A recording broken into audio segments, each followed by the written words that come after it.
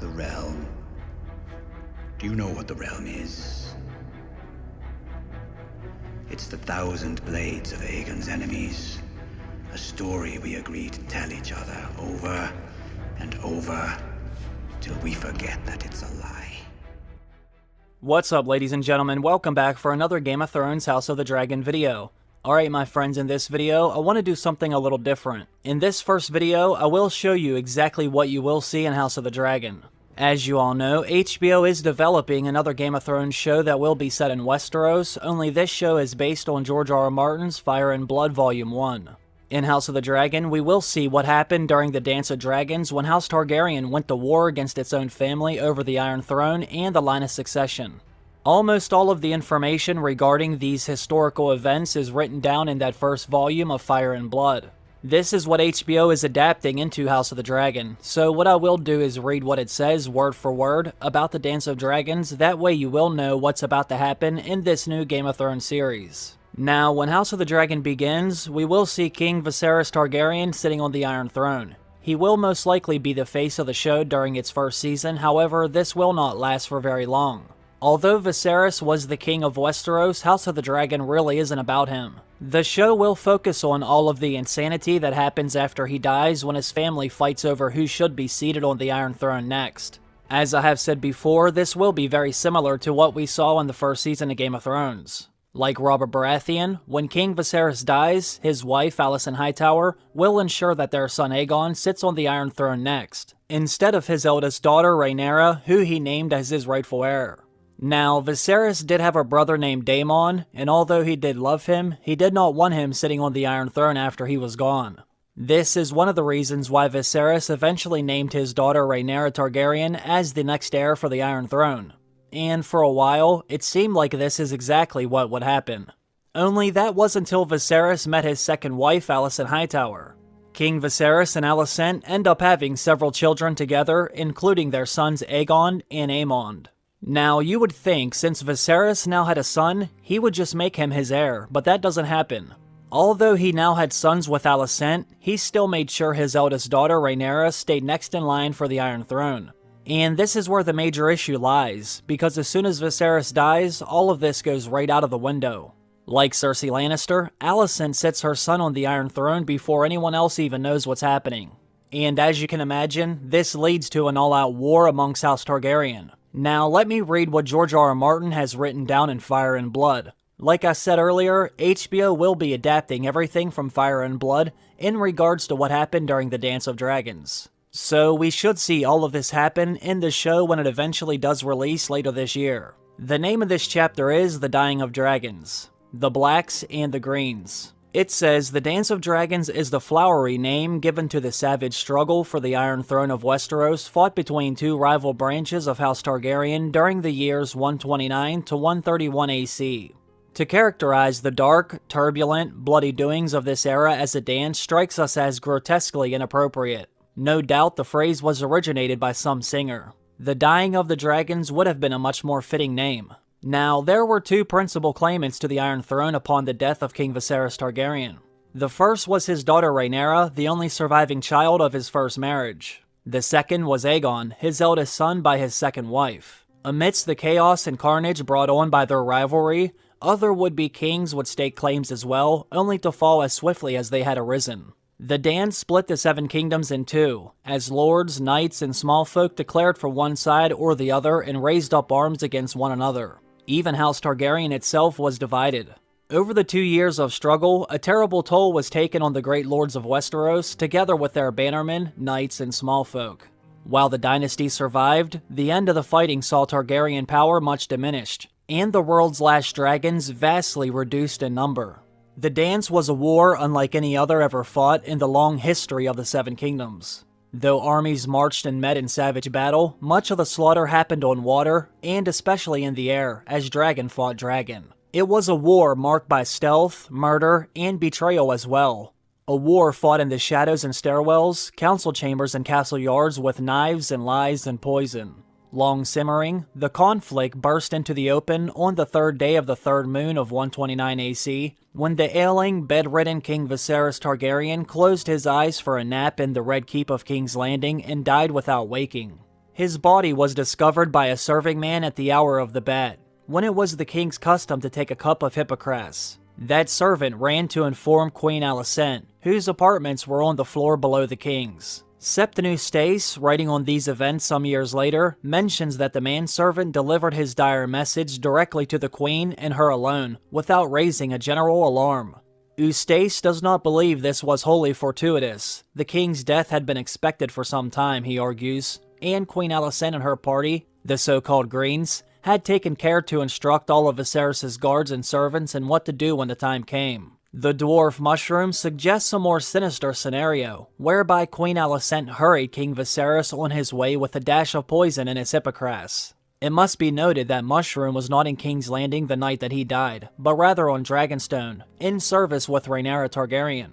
Queen Alicent went at once to the king's bedchamber, followed by Sir Criston Cole, the Lord Commander of the Kingsguard. Once they had confirmed Viserys was dead, Her Grace ordered his room sealed and watched under strict guard.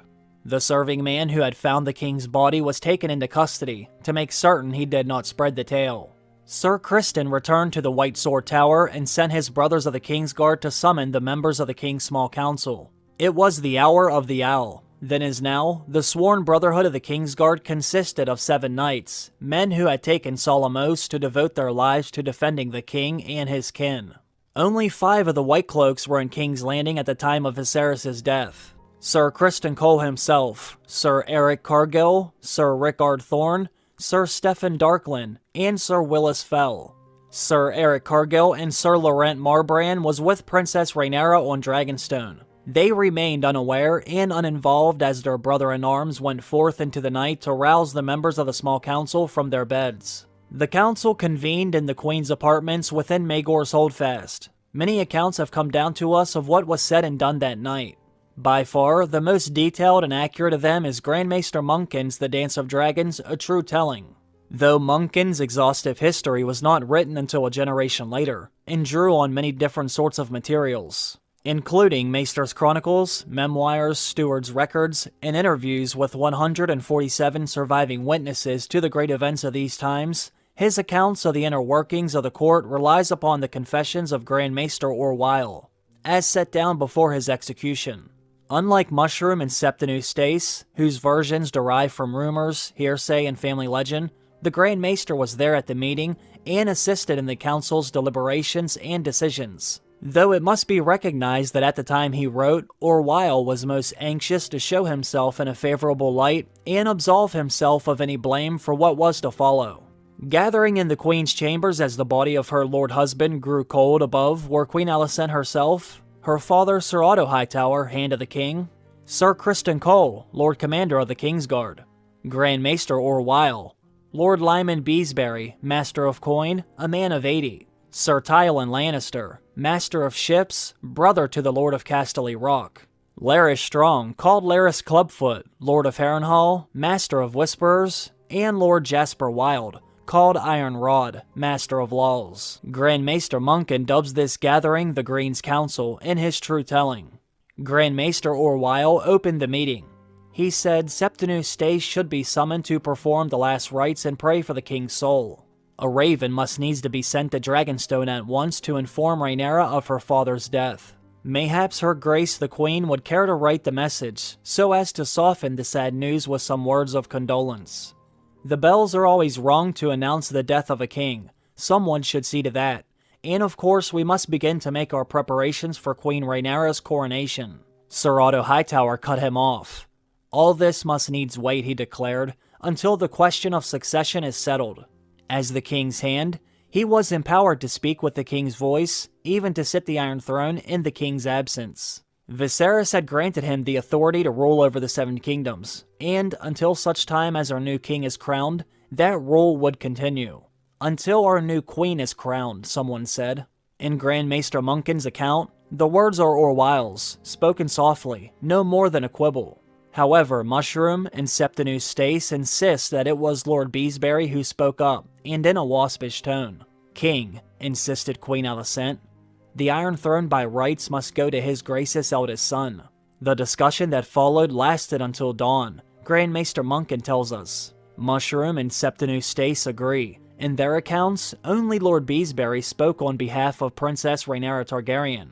The ancient master of coin, who had served King Viserys for the majority of his reign, and his grandfather, Jaehaerys the Old King before him, reminded the council that Rhaenyra was older than her brothers and had more Targaryen blood. That the late king had chosen her as his successor, that he had reportedly refused to alter the succession despite the pleadings of Queen Alicent and her greens, that hundreds of lords and landed knights had sworn solemn oaths to defend her rights. But these words fell on ears made of stone. Sir Tywin Lannister mentioned that many of the lords who had sworn to defend the succession of Rhaenyra were long dead. It had been 24 years, he said. I had swore no such oath. Sir Otto Hightower reminded them that Rhaenyra's husband was none other than Prince Daemon Targaryen, and he said, we all know that one's nature. Make no mistake, should Rhaenyra ever sit the Iron Throne, it will be Lord Fleabottom who rules us, a king consort as cruel and unforgiving as Maegor ever was. My own head will be the first one cut off, I do not doubt, but your queen, my daughter, will soon follow. Daemon will find some pretext to put them all to death. One of these strongs put out Aemon's eye, never forget. He was a boy, eh?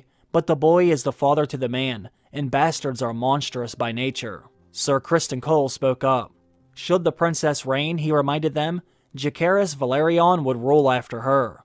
7 save this realm if we see a bastard on the Iron Throne. He spoke of Rhaenyra's wanton ways and the infamy of her husband. They will make sure the Red Keep becomes a brothel. No man's daughter will be safe, nor any man's wife. Even the boys. We know what Laenor was. It is not recorded that Lord Larys Strong spoke a word during this debate, but that was not unusual.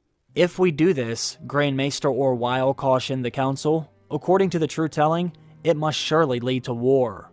Rhaenyra will not meekly stand aside, and she has dragons. And friends, Lord Beesbury declared, men of honor, who will not forget the vows they swore to her and her father. I am an old man, but not so old that I will sit here meekly while the likes of you plot to steal her crown. And so saying, he rose to go. As to what happened next, the sources differ. Grand Maester Orwyle tells us that Lord Beesbury was seized at the door by the command of Sir Otto Hightower and escorted to the dungeons. Confined to a black cell, he would in time die of a chill while awaiting trial. Septimius Stace tells it elsewise. In his account, Sir Criston Cole forced Lord Beesbury back into his seat and opened his throat with a dagger. Mushroom charges Sir Criston with his lordship's death as well, but in his version, Cole grabbed the old man by the back of his collar and flung him out a window, to die impaled upon the iron spikes in the dry moat below. The first blood was shed in the Dance of Dragons belonged to Lord Lyman Beesbury, Master of Coin, and Lord Treasurer of the Seven Kingdoms. No further dissent was heard after the death of Lord Beesbury. The rest of the night was spent making plans for the new king's coronation. It must be done fast, all agreed, and they must make a list of all their allies and enemies, should Rhaenyra Targaryen refuse to accept King Aegon's ascension. With Rhaenyra in confinement on Dragonstone, about to give birth, Queen Alicent's greens enjoyed an advantage. The longer Rhaenyra remained ignorant of the king's death, the slower she would be to move. Mayhaps the whore will die in childbirth, Queen Alicent is reported to have said, according to Mushroom. No ravens flew that night, no bells rang. Those servants who knew of the king's death were sent to the dungeons. Sir Criston Cole was given the task of taking into custody such blacks as remained at court, those lords and knights who might be inclined to favor Princess Rhaenyra. Do them no violence, unless they resist, Sir Otto Hightower commanded. Such men as bend the knee and swear fealty to King Aegon shall suffer no harm at our hands. And those who will not, asked Grand Maester Orwyle, are traitors, said Ironrod, and must die a traitor's death. Dawn was breaking over the city before Queen Alicent sent the Kingsguard to bring her sons Aegon and Aemon to the council. The one-eyed Prince Aemon, 19, was found in the armory, donning plate and mail for his morning routine in the castle yard. Is Aegon king? He asked Sir Willis Fell, or must we kneel and kiss the old whore's cunny? Princess Helena was breaking her fast with her children when the Kingsguard came to her, but when asked of the whereabouts of Aegon, her brother and husband, she only said, he is not in my bed, you may be sure. Aegon was at his revels, Munkin says in his true telling vaguely. The testimony of Mushroom claims Sir Criston Cole found the young king-to-be drunk and naked in a flea-bottom rat pit. where two gutter snipes with foul teeth were biting and tearing at each other for his amusement, while a girl who could not have been more than 12 pleasured his member with her mouth. However, Septinus Stace insists that the girl Aegon was with was actually the daughter of a wealthy trader, and well cared for besides. Aegon at first refused to be a part of his mother's schemes. "My sister is the heir, not me," he says in Septinus Stace's accounts. Only when Sir Criston Cole convinced him that Rhaenyra must surely execute him and his brother should she don the crown did Aegon waver. "While any true-born Targaryen yet lives, no strong can ever hope to sit the Iron Throne," Cole said. "Rhaenyra has no choice but to take your heads if she wishes her bastards to rule after her." It was this, and only this, that convinced Aegon to accept the crown that the small council was offering him. While the Knights of the Kingsguard were seeking after Queen Alicent's sons, other messengers summoned the commander of the City Watch and his captains to the Red Keep. There were 7 of them, each commanding one of the city gates. 5 of them were judged sympathetic to Aegon's cause when questioned. The other 2, along with their commander, were deemed untrustworthy and found themselves in chains. Sir Luthor Largent, the most fearsome of the 5, was made the new commander of the Goldcloaks. Sir Otto Hightower being a prudent man, however, he took care to name his own son, Sir Gawain Hightower, the Queen's brother, as Largent's second, instructing him to keep a wary eye on Sir Luthor for any signs of disloyalty. Sir Tywin Lannister was named Master of Coin in place of the late Lord Beesbury, and acted at once to seize the royal treasury. The crown's gold was divided into 4. One of them was entrusted to the care of the Iron Bank of Braavos for safekeeping, another sent under strong guard to Casterly Rock, a third to Old Town. The remaining wealth was to be used for bribes and gifts, and to hire sellswords if needed. To take Sir Tywin's spot as Master of Ships, Sir Otto looked to the Iron Islands, sending a raven to Dalton Greyjoy, the Red Kraken, the daring and bloodthirsty 16-year-old Lord Reaper of Pike, offering him a seat on the council for his allegiance. A day went by, then another. Neither Septons nor Silent Sisters were summoned to the bedchamber where King Viserys lay, swollen and rotting. No bells rang. Ravens flew, but not to Dragonstone. They instead went to Old Town, to Casterly Rock, to River Run, to High Garden, and to many other lords and knights whom Queen Alicent had cause to think might be sympathetic to her son. The annals of the Great Council of 101 were brought forth and examined, and note was made of which lords had spoken for Viserys, and which for Rhaenys, Laena, or Laenor. The lords assembled had favored the male claimant over the female by 20 to 1, but there had been dissenters, and those same houses were most like to lend Rhaenyra their support should it come to war. Rhaenyra would have the Sea Snake and his fleet, Sir Otto judged, and like as not the other lords of the eastern shores as well. Lords Bar Emmon, Macy, Celtigar, and Crabbe most like, maybe even Evenstar. All were lesser houses, save for the Valerons. The Northmen were a greater concern. Winterfell had spoken for Rhaenys at Harrenhal, as had Lord Stark's bannermen, Dustin of Barrowtown, and Manderley of White Harbor. Nor could House Arryn be relied on, for the Eyrie was ruled by a woman, Lady Jane, the Maiden of the Vale, whose own rights might be called into question should Rhaenyra Targaryen be set aside. The greater danger was deemed to be Storm's End, for House Baratheon had always been staunch in support of the claims of Princess Rhaenys and her children. Though old Lord Borman had died, his son Boros was even more belligerent than his father, and the lesser Stormlords would surely follow wherever he led. "Then we must see that he leads them to our king," Queen Alicent declared, whereupon she sent for her second son. Thus it was not a raven that took flight for Storm's End that day, but Vhagar, oldest and largest of the dragons of Westeros. On her back rode Aemon Targaryen, with a sapphire in the spot of his missing eye. "Your sole job is to win the hand of one of Lord Baratheon's daughters," his grandsire Sir Otto told him before he flew. "Any of the 4 will do. Woo her and wed her, and Lord Boros will deliver the Stormlands for your brother."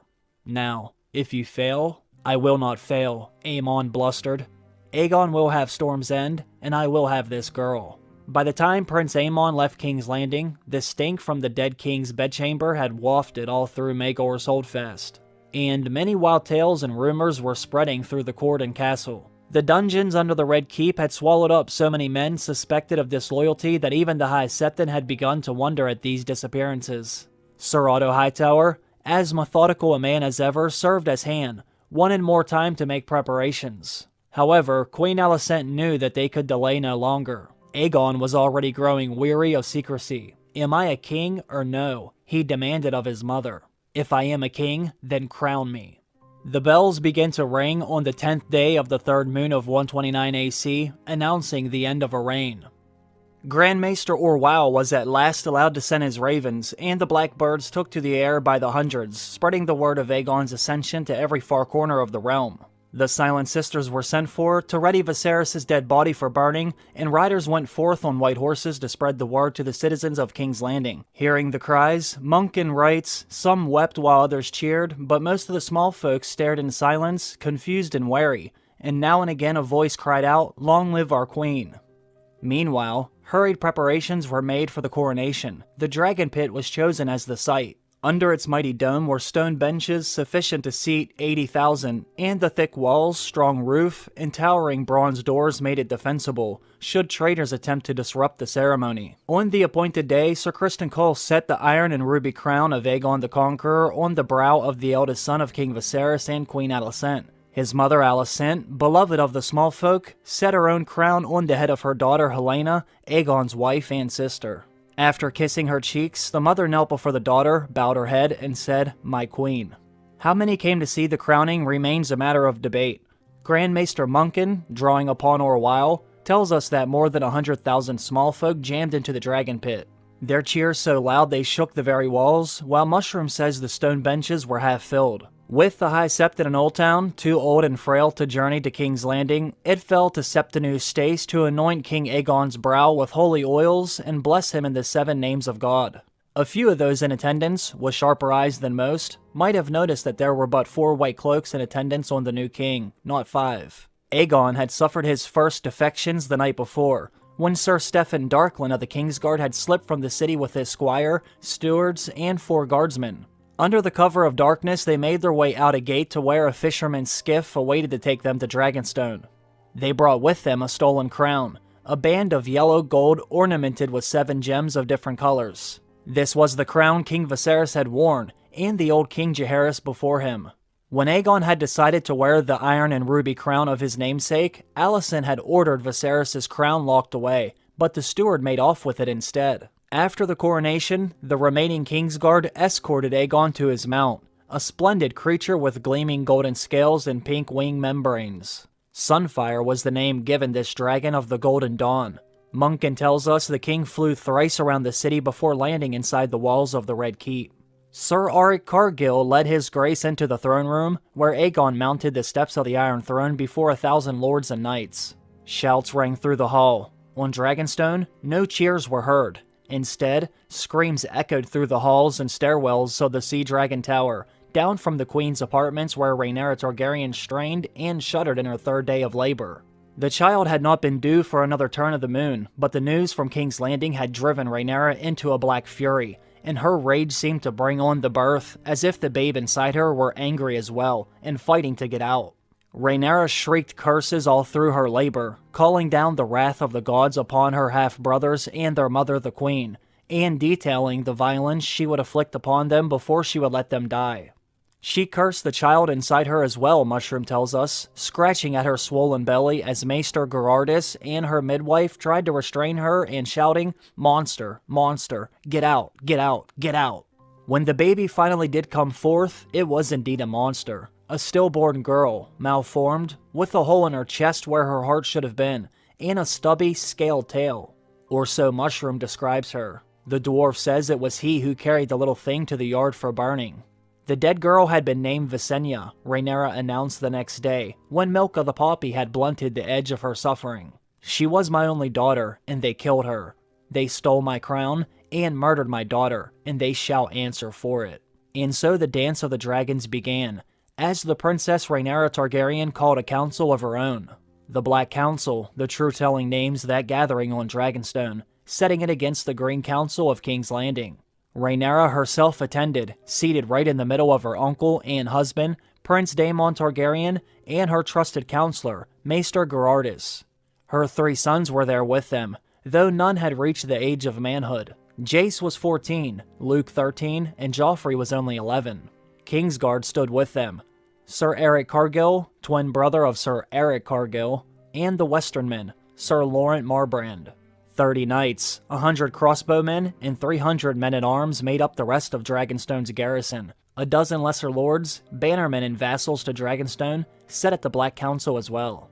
Celtigar of Claw Isle, Staunton of Rook's Rest, Massey of Stone Dance, Bar Emmon of Sharp Point, and Darklin of Duskendale amongst them. But the greatest lord to add his strength to Rhaenyra was Lord Corlys Velaryon of Driftmark. With Lord Corlys came his wife, Princess Rhaenys, 55, her face lean and lined, her black hair streaked with white, yet fierce and fearless as she had been at a much younger age. The Queen Who Never Was, Mushroom calls her. Those who sat at the Black Council counted themselves as loyal, but knew full well that King Aegon would name them traitors. Each had already received a summons from King's Landing, demanding they show themselves at the Red Keep to swear oaths of loyalty to the new king. All their hosts combined could not match the strength the Hightowers alone could field. Aegon's Greens enjoyed other advantages as well. Old Town, King's Landing, and Lannisport were the largest and richest cities in the realm. All three were held by Alicent's Greens. Every visible symbol of legitimacy was Aegon's. He sat the Iron Throne. He lived in the Red Keep. He wore the Conqueror's crown, wielded the Conqueror's sword, and had been anointed by a Septon of the Faith before the eyes of tens of thousands. Grand Maester Orwyle sat in his councils, and the Lord Commander of the Kingsguard had set the crown upon his head. And he was male, which in the eyes of many made him the rightful king, his half-sister the usurper. Against all that, Rhaenyra's advantages were few. Some older lords might yet recall the oaths they had sworn when she was made Princess of Dragonstone and named her father's heir.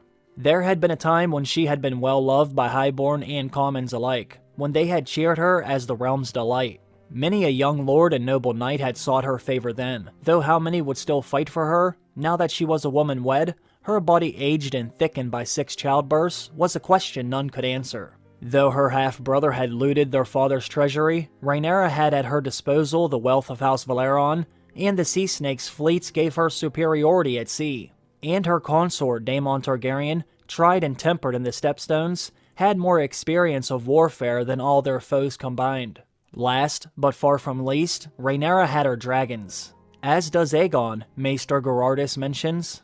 "We have more," said Rhaenys, the Queen Who Never Was, who had been a dragon rider longer than all of them. "And ours are larger and stronger, but for Vhagar. Dragons thrive best here on Dragonstone. King Aegon had his Sunfire, a splendid beast, though young. Aemond One-Eye rode Vhagar. Helena's mount was Dreamfire, the she-dragon who had once borne the old king's sister Rhaena through the clouds. Daeron's dragon was Tessarion, with her wings as dark as cobalt and her claws and crest and belly scales as bright as beaten copper. That makes 4 dragons of fighting size, said Rhaenys. Helena's children had their own dragons too, but no more than hatchlings. The usurper's youngest son Maelor only had an egg. Against that, Prince Daemon had Caraxes and Rhaenyra had Syrax. Both dragons were massive and formidable in the air. Caraxes especially was fearsome, and no stranger to blood and fire after the Stepstones. Rhaenyra's 3 sons by Laenor Valeron were all dragon riders. Vermax, Arax, and Tyraxis were thriving and growing larger every year. Aegon the Younger, eldest of Rhaenyra's sons by Daemon, commanded the young dragon Stormcloud, though he had yet to mount him. His little brother Viserys went everywhere with his egg. Rhaenys' own she-dragon Meleys, the Red Queen, had grown lazy, but remained fearsome when roused. Daemon's children by Laena Valeron might yet be dragon riders too. Baela's dragon, the slender green moon dancer, would soon be large enough to bear the girl on her back. And though her sister Rhaena's egg had hatched a broken thing that died within hours of emerging from the egg, Syrax had recently laid more dragon eggs. One of her eggs had been given to Rhaena, and it was said that the girl slept with it every night and hoped for a dragon to match her sister's. 6 other dragons made their lairs in the smoky caverns of the Dragonmont above the castle. There was Silverwing, good Queen Alysanne's mount of old, Seasmoke, the green beast that had been the pride and passion of Sir Laenor Valeron, Old Vermithor, unridden since the death of King Jaehaerys. And behind the mountain dwelled 3 wild dragons never claimed nor ridden by any man living or dead. The small folk had named them Sheepstealer, Grey Ghost, and the Cannibal. Fine riders to Master Silverwing, Vermithor, and Seasmoke, and we will have 9 dragons against Aegon's 4. Mount and fly their wild kin, and we will have a dozen, even without Stormcloud, said Rhaenyra. That is how we shall win this war. Lords Celtigar and Staunton agreed. Aegon the Conqueror and his sisters showed everyone that knights and armies could not stand against fire and blood. Celtigar urged Rhaenyra to fly against King's Landing at once and reduce the city to ash and bone. "And how will that serve us, my lord?" the Sea Snake demanded of him. "We want to rule the city, not burn it to the ground." "It will never come to that," Celtigar insisted. "The usurper will have no choice but to oppose us with his own dragons. Our 9 must surely overwhelm his 4. At what cost?" Rhaenyra wondered. "My sons would be riding 3 of those dragons, I remind you. And it would not be 9 against 4. I will not be strong enough to fly for some time yet. And who is to ride Silverwing, Vermithor, and Seasmoke? You, my lord? I hardly think so. It will be 5 against 4, and one of their 4 will be Vhagar. That is no advantage." Surprisingly, Daemon agreed with his wife. "In the Stepstones, my enemies learned to run and hide when they saw Caraxes' wings or heard him coming, but they had no dragons of their own. It is no easy thing for a man to be a dragon slayer, but the dragons can kill dragons, and they have. Any maester who has ever studied the history of Valyria can tell you that. I will not throw our dragons against Aegon's unless I have no other choice. There are other ways to use them, better ways." Then Daemon laid his own strategies before the Black Council. Rhaenyra must have a coronation of her own to answer Aegon's. Afterward, they would send out ravens, calling on the lords of the 7 kingdoms to declare their allegiance to their true queen. "We must fight this war with words before we go to battle," Daemon declared. "The lords of the great houses held the key to victory," Daemon insisted. "Their bannermen and vassals would follow where they lead." Aegon the Usurper had won the allegiance of the Lannisters of Casterly Rock, and Lord Tyrell of Highgarden was a mewling boy in swaddling clothes whose mother, acting as his regent, would most like align the Reach with her over-mighty bannermen, the High Towers, but the rest of the realm's great lords had yet to declare. "Storm's End will stand with us," Princess Rhaenys said. She herself was of that blood on her mother's side, and the late Lord Borman had always been the staunchest of friends. Daemon had good reason to hope that the Maid of the Vale might bring the Eyrie to their side as well. Aegon would surely seek the support of the Iron Islands, he judged. Only with the support of the Iron Islands could Aegon hope to exceed the strength of House Valeron at sea. However, the Iron Men were notoriously fickle, and Dalton Greyjoy loved blood and battle. He might easily join sides with Rhaenyra instead. The North was too remote to be of much help in the fight, the council judged. By the time the Starks gathered their banners and marched south, the war might well be over. Which left only the River Lords. "We have friends in the Riverlands," Daemon said, "though not all of them dare show their colors yet. We need somewhere they can gather, a toehold on the mainland large enough to house a sizable host, and strong enough to hold against whatever forces Aegon can send against us." He showed the lords a map. "Here, Harrenhal." Daemon would lead the assault on Harrenhal, riding Caraxes. Rhaenyra would remain at Dragonstone until she had recovered her strength. The Valyrian fleet would close off the Gullet, sallying forth from Dragonstone and Driftmark to block all shipping entering or leaving Blackwater Bay. "We do not have the strength to take King's Landing by storm," Daemon said, "no more than our foes could hope to capture Dragonstone." The Sea Snake would command the fleet while his wife Rhaenys flew overhead to keep their foes from attacking their ships with dragons. Ravens would fly to the River Run, the Eyrie, the Iron Islands, and Storm's End to gain the allegiance of their lords. Then up spoke Rhaenyra's eldest son, Jacaerys. "We should bear those messages," he said.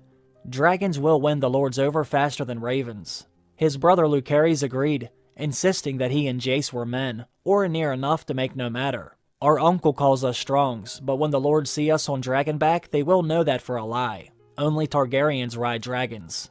Mushroom tells us that the Sea Snake grumbled at this, insisting that the 3 boys were Valerons, yet he smiled as he said it. Even young Joffrey chimed in, offering to mount his own dragon Tyraxes and join his brothers. Rhaenyra forbade that. Joff was but 11, but Jacaerys was 14, Lucerys 13, bold and handsome lads, skilled in arms, who had long served as squires. "If you go as messengers, not as knights," she told them. "You will not engage in any of the fighting."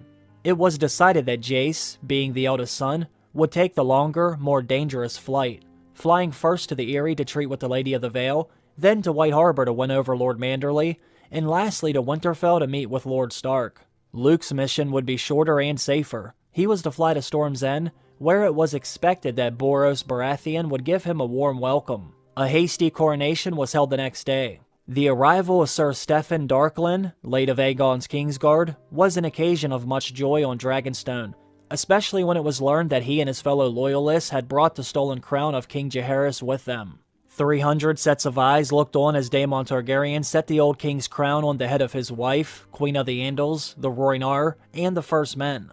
Daemon claimed for himself the style Protector of the Realm, and Rhaenyra named her eldest son Jaehaerys, the Prince of Dragonstone and heir to the Iron Throne. Her first act as queen was to declare Sir Otto Hightower and Queen Alicent traitors and rebels. As for my half-brothers and my sweet sister Helaena, she announced, they had been led astray by the counsel of evil men. Let them come to Dragonstone, bend the knee, and ask my forgiveness, and I shall gladly spare their lives and take them back into my heart. And no man or woman is as accursed as the kinslayer. Word of Rhaenyra's coronation reached the Red Keep the next day, to the great displeasure of King Aegon.